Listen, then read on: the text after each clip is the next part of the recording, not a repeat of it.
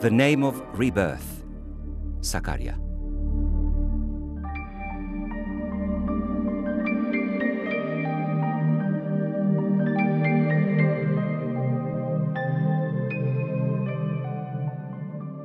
The world should know that the government of the Grand National Assembly of the Turkish people shall not tolerate to be treated as servants.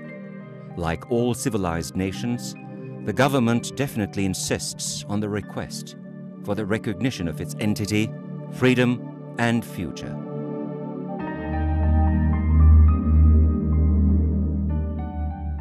The east of Sakarya was clean with blood. They who never thought of coming back. They, 10,000s, hundreds of thousands, are the soldiers who died for these lands. Don't ever think they are buried in vague graves. They are the stars of the moon to appear both at night and noon in the independent horizons of our homeland.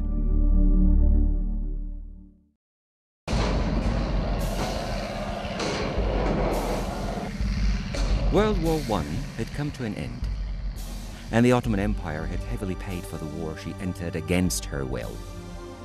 The agreements concluded after the war meant that a nation which survived freely and independently throughout its history went under the sovereignty of other nations in its own motherland. In those hard times, the Turkish nation tried to find a way to their independence in their essence under the leadership of Mustafa Kemal Atatürk.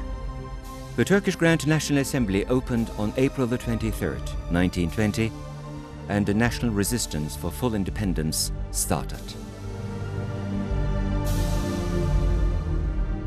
After having been granted the large portion of the Italian share upon their request by the English, the Greek fleet, which was reinforced by the English, landed at Izmir on May the 15th, 1919, and started to move inland to Anatolia in order to force the Anatolian government to accept their conditions more easily.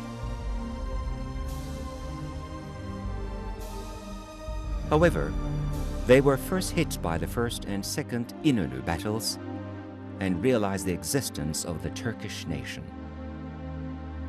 That is why they started to move towards Ankara, believing that they wouldn't be able to achieve their goals without capturing Ankara, which is the symbol of the Turkish independence war. It was June the 11th, 1921, when Constantine, King of Greece, pointed the target by saying, "To Ankara, to Ankara." He would repeat the Grand Asia Campaign of Alexander the Great with Asia Minor Campaign for Megala Idea, disentangle the Gordian knot, destroy the Turkish army, seize Ankara, and then Istanbul, and make the great Greek dream come true. For this reason, they founded an association. On the identification cards they prepared for the members, they put the Athens Acropolis to the upper left corner, Hagia Sophia to the upper right corner, and the map of Grand Byzantium state they were planning to establish to the middle. After the cities of Afyon, Kütahya, and Eskişehir fell, Mustafa Kemal Pasha decided to withdraw the army to the east of the Sakarya River and wait for the Greek army both to gain time and to make the enemy leave the main supply bases so that the Turkish army could withdraw by Achelon. The Sakarya River, which secured the Gordian city lying next to it for thousands of years under the name Sangarios, hadn't accomplished its task for these lands. This time, it would serve as the rampart for the army of the Turkish Grand National Assembly. If Passes said, Ismail, son of Mustafa, if the Greeks passed Sakarya, pity for Ankara and Kayseri, then after the Greek army approached Ankara on June the 20th, 1921, the proposal that the center of the government shall be moved to Kayseri was put on the agenda in the closed session of the assembly. Then the words by Diab Aga, Dersim representative who moves to the platform just to take an oath, "Gentlemen, have we come here to escape or to fight and die?" clearly summarized the situation of the country.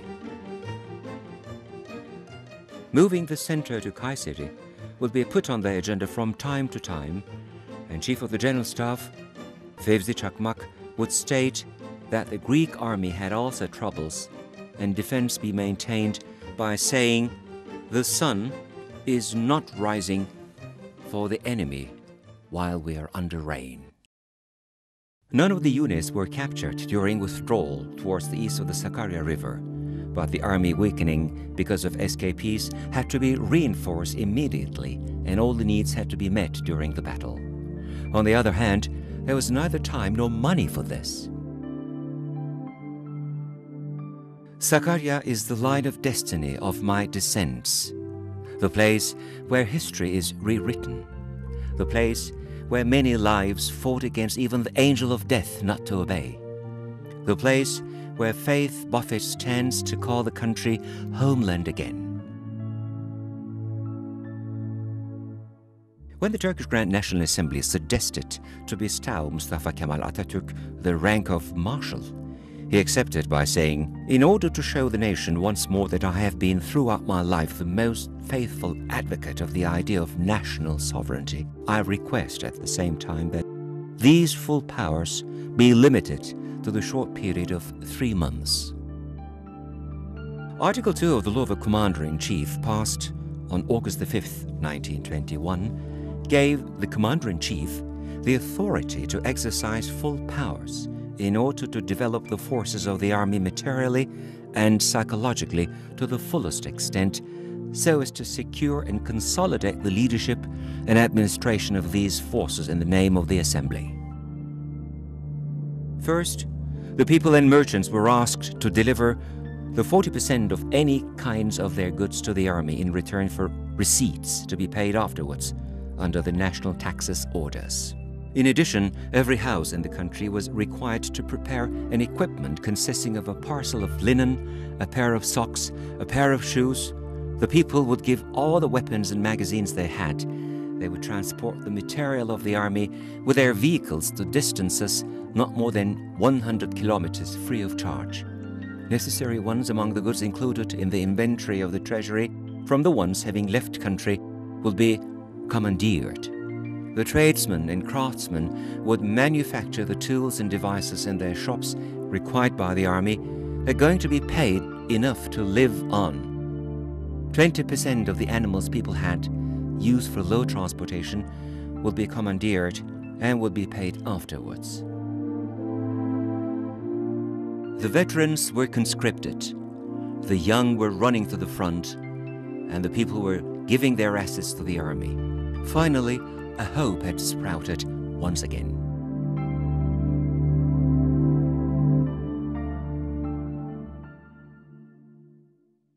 The headquarters for the Sakarya battle was a farmhouse in Alagöz village. The tents erected on both sides of the Alagöz stream were the buildings for the personnel and guards in the headquarters. The switchboards, continuously operating telephones in the tents, motor vehicles and horse cart wagons in Alagöz village with only a few farmhouses were prepared to change the destiny of the Turks in the Sakarya Valley. On August 16, 1921, during his address to the English House of Commons, Prime Minister Lloyd George said, "Now that the English armies are not going to be sent into the mountainous districts of Anatolia to suppress the Turkish right, England has only one choice: to make the Turkish and Greek armies fight with each other to the last." However, after the War of Independence, he would say, "This is my crush. The centuries rarely produce a genius. Look at this bad luck of ours, that great genius of our era was granted to the Turkish nation. Our efforts didn't count. We are defeated by Mustafa Kemal Pasha," and he resigned.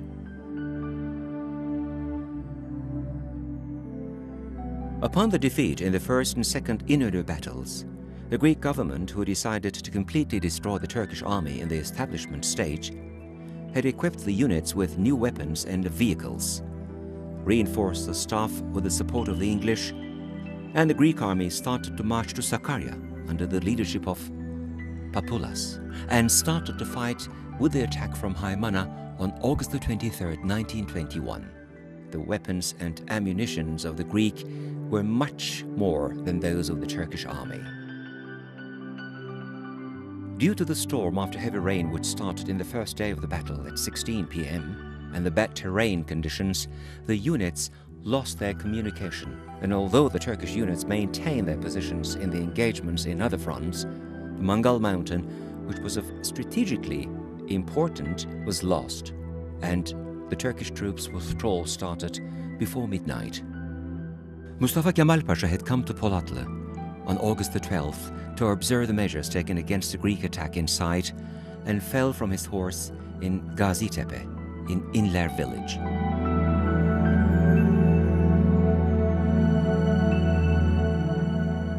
Despite his broken rib and the insistence of the doctors, he'd come to the front on August the 25th and boosted the morale of the units in the Mangal Mountain by hiding his pain and the bandage on his chest. The same day, engagements had spread all over the front after the Greeks started attacking from Beylikköprü, and the length of the front was nearly 80 kilometers. The Greek flag was streaming on Türbetepe, which was emptied on the morning of August the 26th, and Yıldıztepe was about to be lost. His charcoal heart was burning for the Mangal Mountain. Jamal, son of Nuh, wasn't hiding his tears. He was sobbing and begging, "Please God, don't take my life until we get Türbetepe back," while running uphill like a bird. August the 26th was one of the most depressive of the battles. A defeat or withdrawal of a division would be the end for not only Mustafa Kemal Pasha, who undertook to change the destiny of Anatolia by himself, but also the Turkish nation, who was trying to survive in its homeland.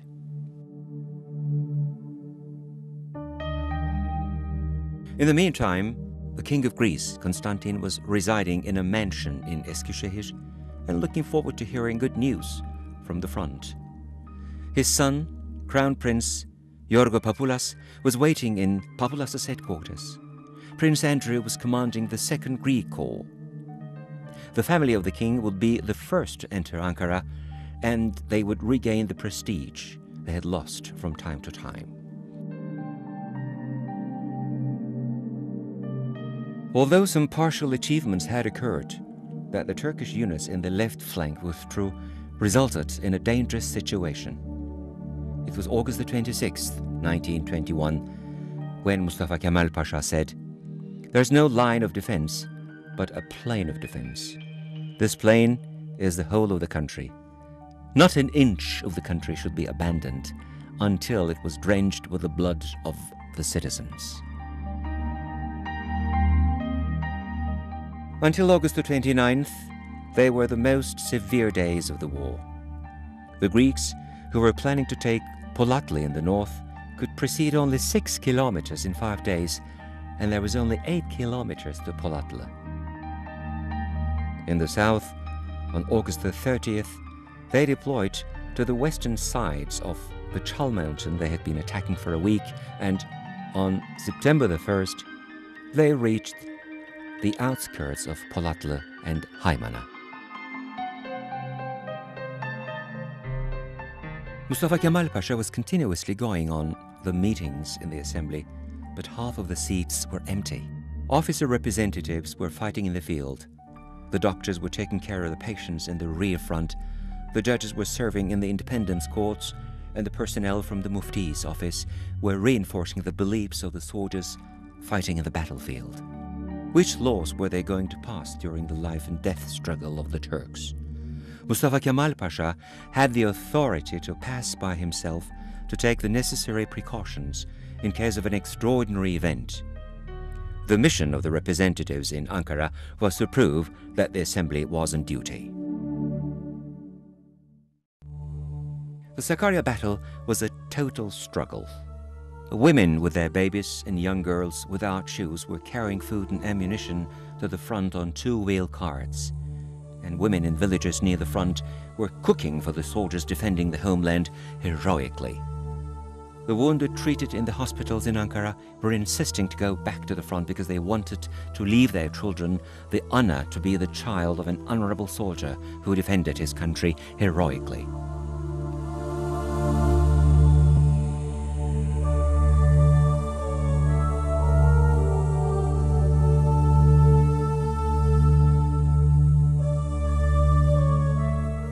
The Greeks approaching 60 kilometers to Ankara after the Chal Mountain was lost on September the 3rd would seize Polatlı, and thus Polatlı railway station, which was an important shipment point, and Haymana, and then left the door ajar to Ankara if they were to move a little. The first 11 days of the battle had passed with the captured and lost hills, hundreds of martyrs, suffocating hot weather, hope rising often, sometimes hopelessness.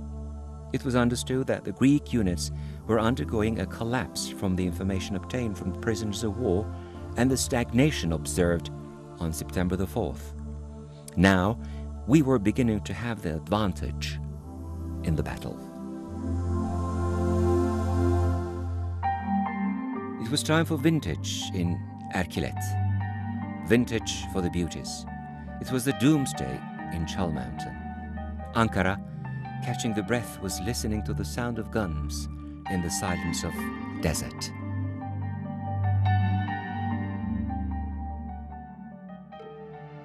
The strategy of the Greek army was to penetrate the Turkish front by assembling all the units, except one division on the west front, to the south of Sakarya River and destroy the National Army by besieging the left flank. To this end, the Greek army was extending the right wing to besiege the left flank of the Turkish army, but was always facing the brave Turkish soldiers, shifted to that side. The length of the line was nearly 100 kilometers. Having faced such a defense, the Greek army started to dissolve quickly and could move only 10 or 15 kilometers despite 10,000s of casualties. Because the Turkish cavalry penetrating the rear front struck the supply columns, they started to suffer from food and fuel shortage. Now it was time for Turks to attack. On the morning of September the 10th, 1921, Saturday, the Turks started counterattacking and firstly took back the Duatepe on the right wing at 14 p.m., which had been under the control of the Greeks since August the 31st, 1921, and the cavalry corps on the left flank chased the rear units of the enemy. The hills and mountains, which had been lost in the first days of the battle, were won back, one by one.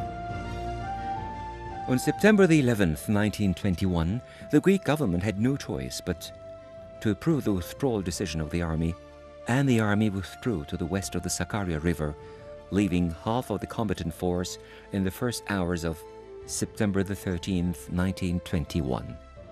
Finally, the efforts, sacrifice and patience of the Turkish nation in the Sakarya battle disentangled the Gordian knot. The Sakarya battle was a war of officers for the Turks. It was a struggle for rebirth. That's why no one could graduate from Kayseri High School in the 1920-1921 academic year. All the senior students who fought voluntarily were martyred. After the battle, which started on August the 23rd, 1921, Tuesday, in the morning, came to an end on September the 13th, 1921, Tuesday, in the morning, historian Arnold Toynbee said, for the Sakarya battle, this is one of the biggest battles of the 20th century. Journalist Claire Price evaluated the Sakarya battle as the West has been trying to disintegrate the old Ottoman state for 200 years, but they faced the Turks in Sakarya, and the direction of history changed when they touched the Turks. History will record this event as one of the biggest of our time. According to the official records, the Sakarya battle ended with 3,713 martyrs, 18,480 veterans, and 805 prisoners and casualties in the Turkish side in return for 40,000 casualties in the Greek side, and showed once again that the real loser was always humanity in such occupations. After the Sakarya victory, Mustafa Kemal Pasha was bestowed the rank of Marshal and title of Gazi on September the 19th, 1921.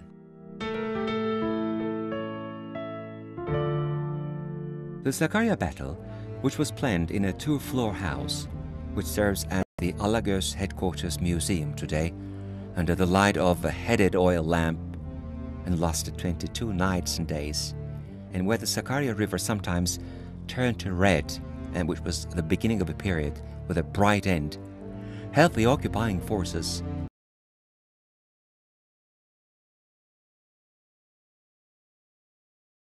understand the strength of the Turks on September the 13th, 1921. Moreover, the Kars Agreement signed with the Soviet Union on October the 13th, 1921, and the Ankara Agreement signed with France on September the 20th, 1921, ensured that the new Turkish state was recognized abroad. Military achievements resulted in several political achievements, and defense battle had come to an end, and attack to final victory started. In addition, this achievement is the success of the Turkish nation under the leadership of Gazi Mustafa Kemal Pasha, who started with a handful of people having the spirit of national forces and snowballed afterwards. Even while bearing the Sèvres Treaty to the shores of the Sakarya River during his address to the army and the nation after the victory, Gazi Mustafa Kemal Pasha said, "We don't want to violate anyone's rights, and we have no other claims, but that others respect our right to live and our independence. The legitimate rights of the Turkish nation, who have not other aim but to live freely like all civilized nations, free from interference by foreign countries in our national boundaries, shall be delivered by the world of humanity and civilization in the end." And he revealed his attitude in favor of peace. Mustafa Kemal Pasha believed that the battle would come to an end with a victory, and the government of the Republic of Turkey would be established within the national boundaries so deeply that during the days of the Sakarya battle, which still continued 90 kilometers away from Ankara, and the sound of artilleries could be heard from Ankara, he ordered to establish the Hittite Museum, which laid the foundations of the Anatolian Civilizations Museum. And this can only be explained by his will to give the message to the occupying forces that we have established our museum and we are emerging as a nation.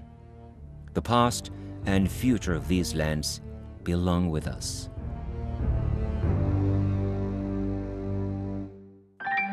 You can hear the story of the price paid for the sake of freedom of the nation under the leadership of Mustafa Kemal Atatürk, which started in the foremost of Vienna and withdrew step by step from the Balkans, and the story of the Sakarya battle, which was the turning point for our independence war, with the witnesses of Karatepe, Yıldıztepe, Türbetepe, Gazitepe, Mangal Dağı, and especially Duatepe, with an 1100 altitude on the west, 8 kilometers away from Polatlı, and the Sakarya River in the Sakarya Valley.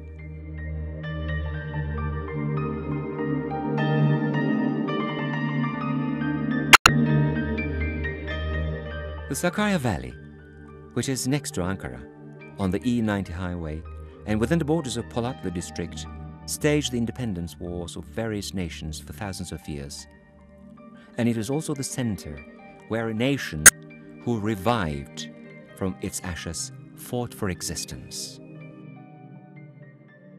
Now it's time for us to express our indebtedness to the martyrs of the Sakarya battle in the center of Polatlı, which we usually pass by in a hurry. For the beloved memory of our nation, who rewrote history as a legend in Sakarya.